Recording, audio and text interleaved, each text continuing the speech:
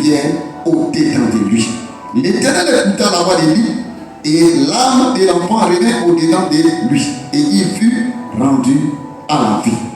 Élie prit l'enfant, le descendit de la chambre haute dans la maison, et le donna à sa mère. Et Élie dit, vois, ton fils est vivant. Verset 24. Et la femme dit à Élie, je reconnais maintenant que tu es un homme de Dieu, et que la parole de l'Éternel dans ta bouche est vérité. Que Dieu te bénisse. Amen. Donne ton mort à Jésus-Christ et il te le rendra vivant. Alléluia. On a dit ici que, dans le sens propre, quand on parle de mort, d'un mort, c'est un corps sans vie. Alléluia. Amen. C'est une personne dont comment on appelle, les fonctions vitales, les constantes, ne jouent plus leur rôle. Donc, le corps reste sans vie. On dit, il a rendu l'âme. Amen. Ici, nous allons faire la découverte de deux types de morts. La mort spirituelle et la mort physique. Alléluia. Ici, la Bible dit en son temps, au temps du roi Achab, Marie de Jézabel, la Sidonienne. Cette femme avait des faux prophètes. Elle avait les dieux des Sidoniens qu'elle envoyait dans le pays d'Israël parce que le roi s'était entêté. Il n'a pas écouté Dieu, il a marié une étrangère. Et par amour pour sa femme, il va accepter les dieux étrangers. Et comme le diable vient pour détruire, égorger et voler, en un certain temps, il a effectivement réussi. Parce que l'autel de Dieu fut renversé. Parce que c'est lui, c'est elle et ses faux prophètes qui gouvernaient maintenant le pays d'Israël. Ces prophètes mangeaient même à la table du roi. Il faut même ordonner de tuer les prophètes de Dieu. Ils ont commencé à tuer les hommes de Dieu. Ils ont commencé à pourchasser les hommes de Dieu. Mort physique et mort spirituelle. Alléluia. Alors un jour, le prophète Élie pensait qu'il restait le seul prophète. Sans savoir que Dieu avait caché les gens par le canal d'un serviteur du roi. Alors, Élie va se présenter devant le roi pour lui dire, il n'y aura même pas de coup de pluie sur la terre, ni rosée, sauf à ma parole. Tellement cette affaire lui faisait mal. Premier type de mort, la mort spirituelle. Il n'y avait pas d'autel de Dieu pour servir Dieu. C'est la mort spirituelle dans tout le pays. Alléluia. La persécution contre le peuple de Dieu, contre les serviteurs de Dieu. La mort spirituelle entrée. Quelqu'un qui aimerait sauver sa vie, comment il peut venir te prêcher? Quelqu'un qui aimerait sauver sa vie, comment il peut venir t'annoncer les choses à venir? Par l'esprit prophétique. Donc chacun cherchait à se voir en vie. Chacun cherchait à préserver sa vie du danger, de l'épée, de la femme d'Achab. Alors quand Élie a fini de monter, il fermait le ciel. Dieu a lui dit, parce que Dieu sait qu'il veille sur les prières de ses serviteurs pour l'accomplir, il va lui dire, cherche-toi. Amen. Il y a quelque chose là. Dieu qui est tout puissant, on tue ses enfants et puis il a assis. Est-ce que quelqu'un comprend quelque chose ici? Donne ton mot à Dieu et il te le rendra vivant. Tout le monde fuyait. Donc Élie est venu fermer le ciel.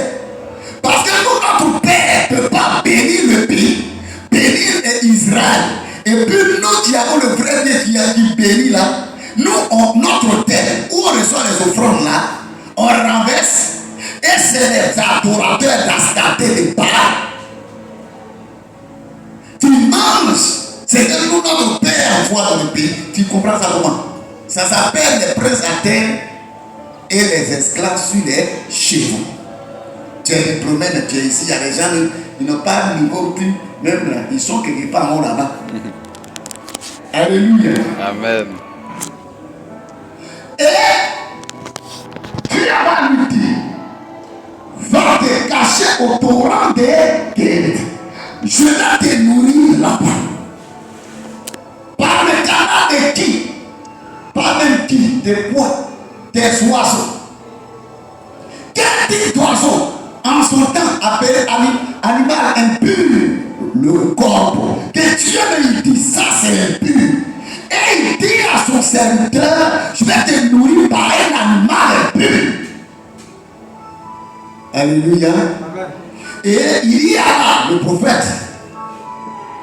Il buvait là de l'eau du torrent. Et il acceptait de se faire nourrir par les oiseaux impurs.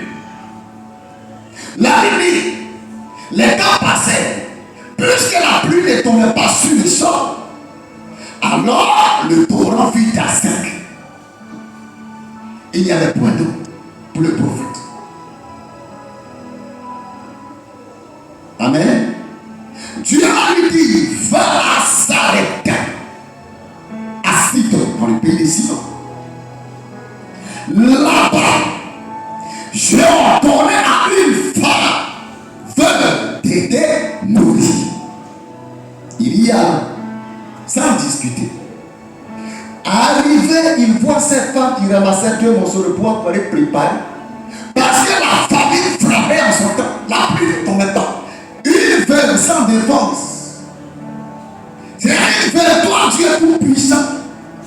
Tu envoies ton serviteur, un ambassadeur du ciel sur la terre. Un ministre du ciel sur la terre. Il faut l'envoyer dans les palais. Non. Chez les gouverneurs. Non. Chez les hommes d'affaires. Non. Chez les gens qui sont riches. Non. Il l'envoie chez la veuve.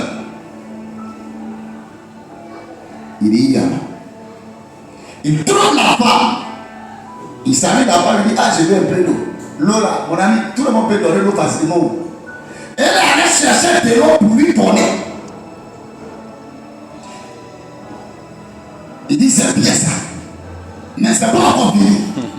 Il dit, j'ai trop faim, je vais manger. Est-ce que quelqu'un ici? Dans ton mort à Jésus-Christ, et il te le rendra vivant. Cette femme, la mort était à sa porte. Les problèmes étaient déjà autour de sa maison. Voici ce qu'elle dit. Elle était ton vieux Dieu est vivant. Il me reste juste une poignée de farine. Je vais préparer ça tout à l'heure pour moi et pour mon orphelin. Et quand nous allons finir de manger, nous allons attendre quoi? Attendre quoi? La mort. Parce qu'elle sait qu'il n'y avait plus rien dans sa maison. Et au champ, tout était sec. Même le peu qui restait au champ, les criquets dévoraient parce que les animaux mangeaient tout ce qui était resté. Il ne pleuvait pas. Alléluia. Eh bien, ce qui reste là, c'est petit. Est-ce que quelqu'un ici? Ce qui reste là, c'est trop petit, hein, homme de Dieu. Il dit, je partais préparer pour moi et pour mon fils. On t'a pas programmé. Alléluia. On n'avait pas programmé ta nourriture, mais c'est difficile.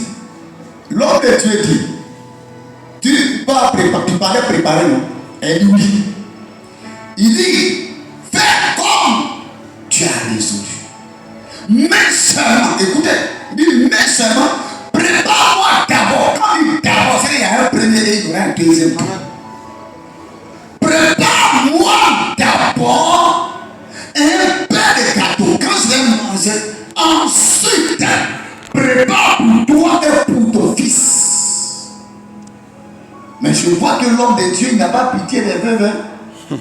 Ou bien c'est pas là. Ah, l'homme de Dieu est son Dieu là.